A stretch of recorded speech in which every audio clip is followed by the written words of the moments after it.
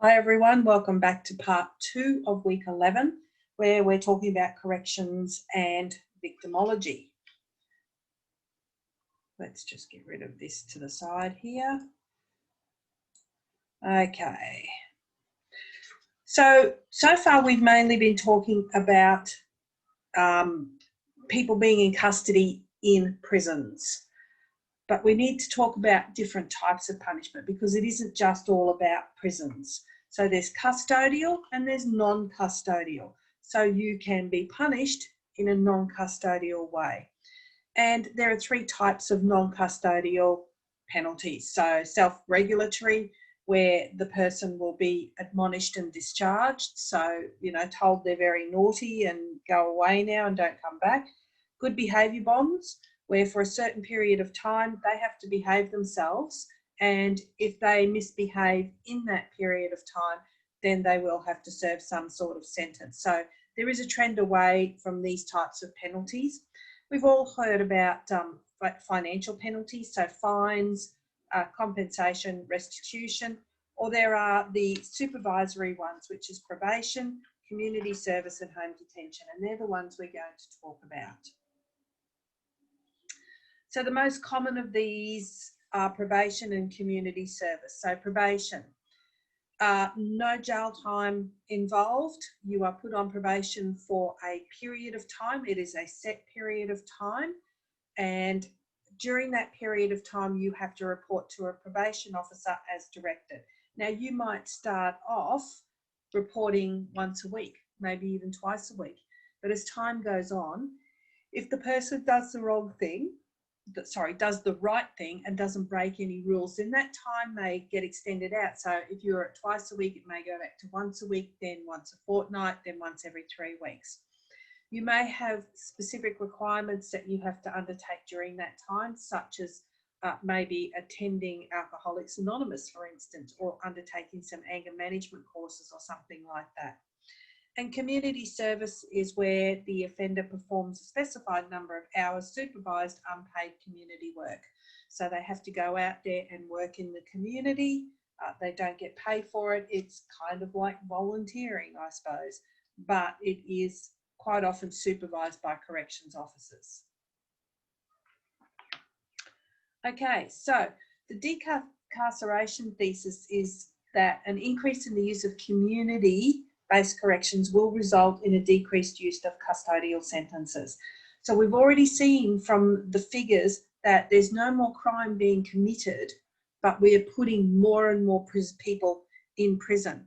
So we need to really, really look at whether we can increase our use of community-based corrections, because we know prison doesn't work.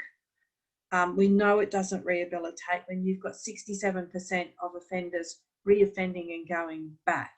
We need to be looking at different ways of doing it. So tough penalties are still needed and wanted by the community, but we need to find penalties that are less costly than prison, because prison costs well over $100 a day, could be even much higher than that per prisoner, whereas it's about 20 bucks a day in the community. So it's a lot cheaper if we can keep people in the community. In all Australian jurisdictions, community-based corrections are used more frequently than prison. And yet our prison population has continued to increase. So these community-based sanctions are being used as an addition, not as an alternative, which is really, really what we're wanting to see. So this is what happens when we are increasing the range and toughness of community-based corrections. So people who would have previously received a fine may now receive a community-based sanction. And you know, we're just got this very punitive way about people at the moment. Everybody wants to throw the book at people who break the rules. Community-based sanctions with tough penalties increase the likelihood of breaches, which then increases the likelihood that people will eventually receive a prison sentence, because sometimes they're setting a person up to fail. And an example of that could be if the person who is doing this community-based sanction has a full-time job and they have to report to their parole officer. They say to the parole officer, I'm sorry, I can't come at that time because I'll be at work. I need a bit more flexibility here. And they're told, no, that's the time that you have to come. Are we setting them up for failure? So if the penalties and the conditions are too tough, then we do increase the likelihood of breaches and people ending up back in prison. Okay, the bottom two videos here, part 1 and 2 on Queensland's juvenile boot camps are really interesting. That was part of the 7:30 report on the ABC. These two up here are both about private prisons and very, very interesting to watch when you see what the differences are between public and private prisons and how they make their profits and what they do to make their profits. Obviously, both of these, well, the second one you can see is from Ohio. The first one is also an American one. They talk to families, they talk to past prison officers, and you'll get a really, really good idea. If you don't feel that you've got time to watch all of them, I would suggest at least watch one of the private prison ones to get a feeling for what goes on over there. So now we're going to talk about victimology. So remember, what does ology mean? Ology is the study of. So now we're going to study victims, the extent, nature and causes of victimisation, its consequences for victims and the reactions of society. So it had its roots in the city in the 1960s in the civil rights movement, but it really did not exist before the 70s.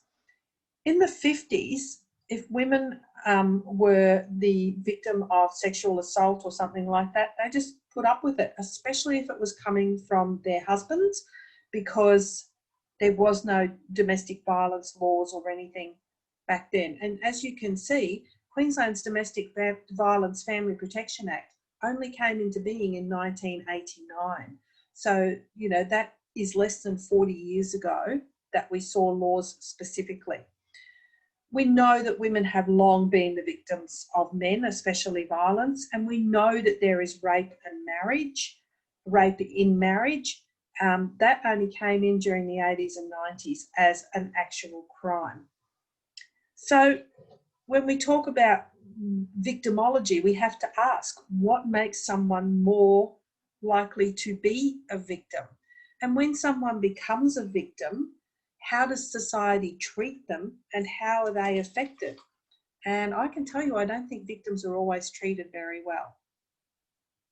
So victimology focuses the attention on the victims as opposed to the offenders, because remember, we really only talked about offenders up until now. Why do they commit a crime? You know, what makes them turn bad? How old are they? What gender are they? We've only talked about offenders. So these are the questions here that are asked by victimology. Even our theories that we've discussed, all of our theories have been about offenders and not victims. So what was the victim's role in the crime? Do they have a role? Well, of course, there would be no crime if there wasn't a victim. Development of victim typologies. So does it vary by gender and age? Explaining who is more likely to be a victim, because there are some groups that are more likely to be a victim. Identifying victims' needs. What do they require from society and from the criminal justice system? And identifying and quantifying by using statistics the impact and effect of crimes upon victims. Now, you know, people will think that the impact on a victim is psychological or physical, which are both true. It is psychological and it is physical, but it can also be financial. It can also lead to them being homeless. So there are a lot more impacts and effects on victims than we really probably think about. And how can victimisation be prevented? And I'm not talking here about blaming victims, talking here about how can we help people to not become victims. So it can be divided into 3 different groups. So your primary victims are the ones who suffer the direct effect of the crime. So the person who suffered at the hands of the offender. If a woman gets raped, she is the primary victim. The secondary victims could be the people around her or him as the victim who are financially and or emotionally dependent upon the primary victim. So who could be emotionally dependent upon a woman who has been a victim of a rape? She could have children, she could have a job. If we have a man who's been a victim of a very violent crime and he can no longer go to work, the secondary victims would be his family, who may be financially dependent and or emotionally dependent on him as well. So they are the secondary victims. The tertiary victims are probably the rest of us, the ones who have to pay through our taxes for trials, for people to be put into prison, for victims to have psychological help. So crime has a much larger and longer reach than just the one victim. So these are some of the impacts and effects, depending on the different types of crimes, that can be on the victims who have experienced this. It says here that these are the immediate effects of crime on victims, but I can tell you that these may go on for years and years and years. So physiological reactions such as, physical reactions, shock, dizziness, headaches, body and muscle aches, sleep disturbances can go on for a very long time. Cognitive difficulties, disorientation, confusion, memory problems, disturbed thinking, reliving the event, just can't stop having it in your head going over and over and over. And then the emotional responses of fear and anxiety, anger, depression, grief, guilt, feeling helpless and isolated and desiring to just withdraw and hide. Okay? Think about people that are victims of very violent crime, and these are the effects that they are going to be feeling. Think about people who have been affected by violent crime going on to develop disorders like PTSD, where all of these effects will be just multiplied and made so much bigger depending on what the crime was and how much help they get too. So violent crime in particular can have serious, long-lasting effects upon victims, and it can last for decades. So think about also victims who are secondary victims almost, although they are primary victims too, but have lost a family member to homicide. Okay? Think about going to court as a victim and having to tell your story over and over and over in court, especially when there are appeals and it just keeps on going. So the effects of violent crimes. You can have bruises, wounds, or physical disabilities. How would you feel if when you had a shower every day and looked in the mirror, you can see scars on your body from something that was a violent attack? Okay, so you have to think about these things when you're thinking about the examples of harm suffered to victims. And at the end of the day, it can be just something like inconvenience, waiting for compensation, waiting for repairs or replacement of property or things like that done. Think about how relationships with families can be destroyed. So victims have a variety of supports available. Remember that the vast majority of victims are women and kids, but in that 15 to 24 age group, a lot of the victims are young men. So they can get a lot of help from family, friends, police, and support services. There is an importance of some practical help, so financial and legal help. Most people don't have heaps of money just lying around the house for that rainy day when they might need it to pay a solicitor or a lawyer to represent them in court. Just doesn't happen. And victim support services don't often provide that type of assistance. They can become ensnared in a referral maze where they will go to one person and they will say, oh yes, well, I can't really help you with this, but if you go there, they can help you with that bit. They go there and that person says, well, I can help you with this bit, but you need to go on over there to somebody else to help you with the next bit.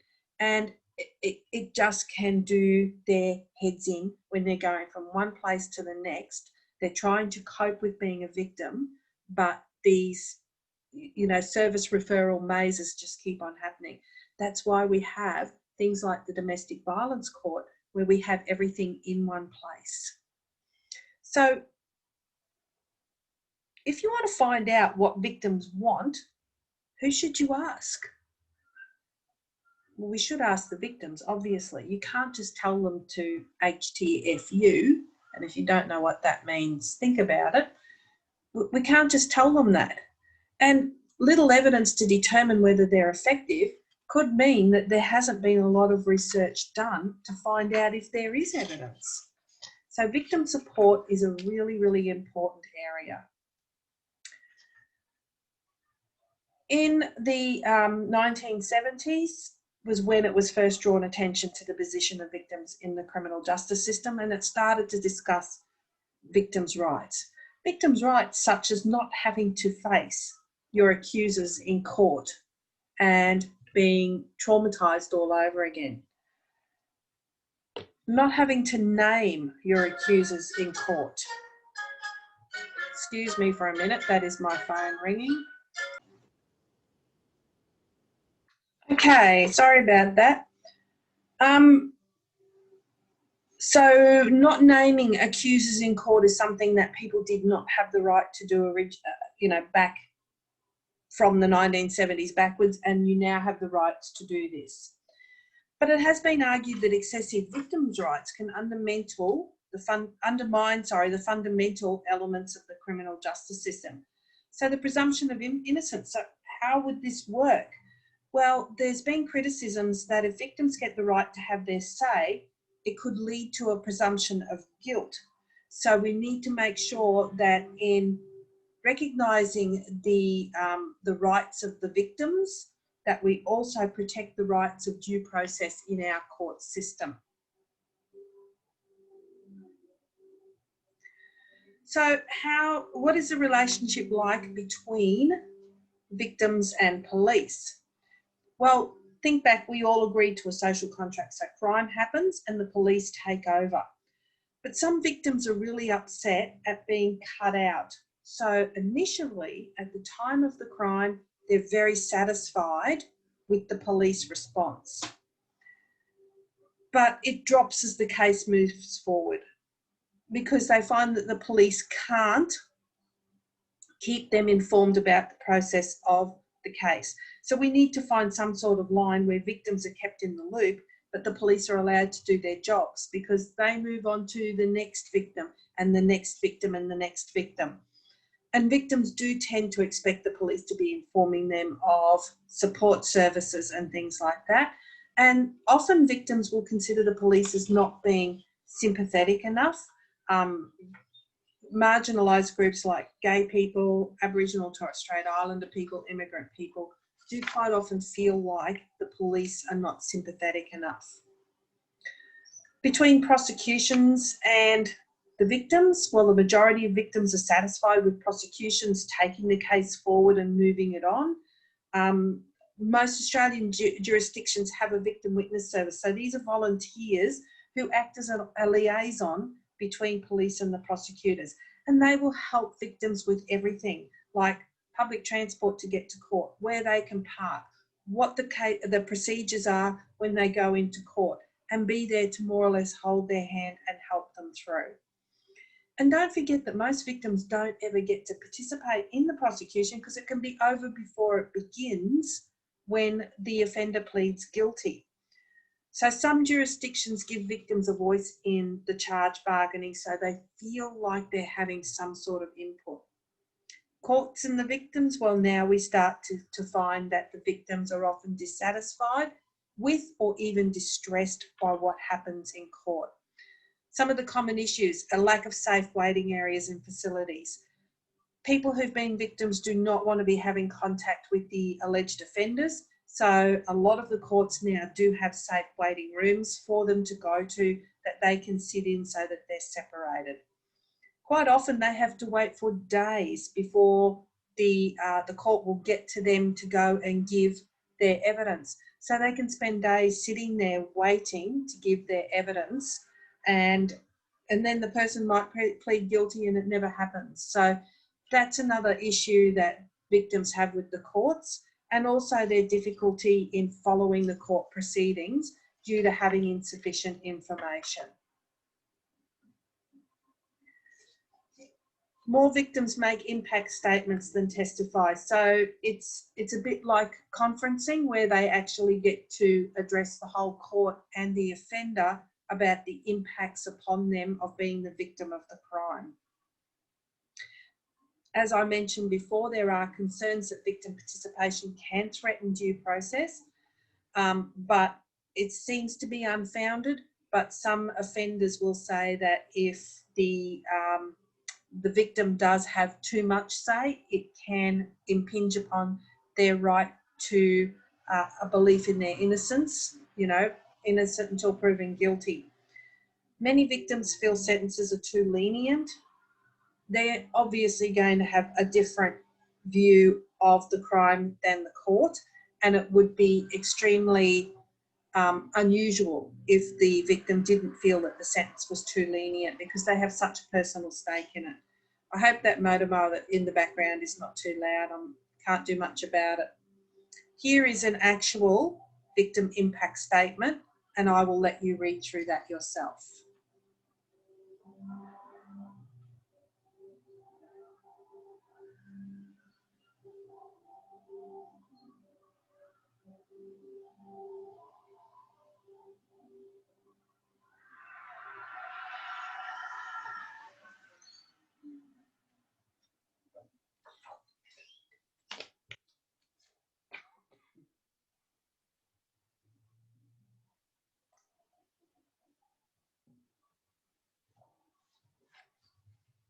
So as you can see from reading that, there is an ongoing impact on this victim. They're reminded every single day of what happened, and it's going to be very difficult for them to move forward when they have got physical issues that keep following them, and then that leads to the emotional issues.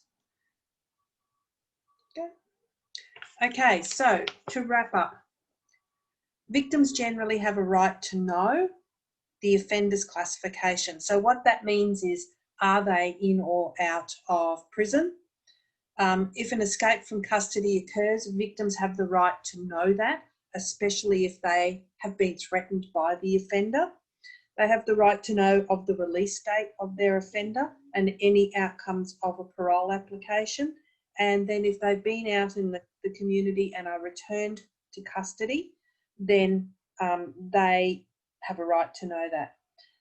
Some corrective service agencies have set up victim support units, and they have registers there. One of the drawbacks of some of these registers, though, is that the victims have to actually put themselves on the register.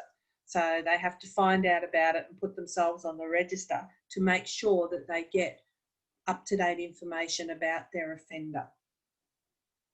Victims rarely participate in parole hearings, so they're not invited along to have a say in whether they think the person should or should not be kept in prison, or whether they should be released. Something for you to think about. I'm 50-50 on that one as to whether they should be allowed to be there, because when you have an emotional connection to something, and it's a bad memory and emotional connection to something bad, then you're going to look at it totally differently to the people who are not emotionally invested. They might look at a person and see what they've achieved while they're in prison, and that they might be ready for rehabilitation in the community, whereas the victim's not going to see it that way. Okay, that ends part 2, and that's the content for week 11, and that is the end of the new content. There's no learning content for week 12, as it's a revision week, and we'll do it all in the workshop on Friday afternoon. So you've got a little bit of time off during the week in week 12. I'll see you all for class later.